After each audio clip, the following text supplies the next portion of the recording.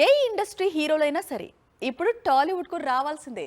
కోలీవుడ్ నుంచి సూర్య, ధనుష్, కార్తీ, మాలీవుడ్ నుంచి దుల్కర్, ఫహద్ ఫాజిల్, టొవినో థామస్ తెలుగు సినీ పరిశ్రమకు వచ్చి మూవీస్ చేస్తున్నారు.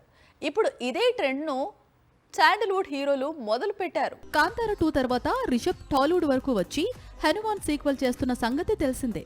కాంతార చిత్రంతో నటనతో మంచి పేరు తెచ్చుకున్నాడు రిషబ్. దీంతో రిషబ్ దగ్గరికి అన్ని ఇదే తరహా చిత్రాలు వెళ్తున్నాయి. ఆల్రెడీ టాలీవుడ్ లో రిషబ్ 2 సినిమాలు కమిట్ అయ్యాడు. అందులో ఒకటి జై హనుమాన్ కాగా మరొకటి హిస్టారికల్ మూవీ. బకింగ్ చంద్ర చటర్జీ నవల ఆధారంగా అశ్విన్ గంగరాజు 1770 పేరుతో తెరకెక్కిస్తున్న చిత్రం. ఇప్పుడు వీటితో మరో తెలుగు చిత్రం చేయబోతున్నాడట. పుష్ప 2 నిర్మాతలు మైత్రి మూవీ మేకర్స్ ప్లాన్ చేస్తున్న కాంతార లాంటి చిత్రంలో హీరోగా నటించబోతున్నాడట రిషబ్. రిషబ్ తీరు చూస్తుంటే టాలీవుడ్ లోనే సెటిల్ అయ్యేలా ఉన్నాడు.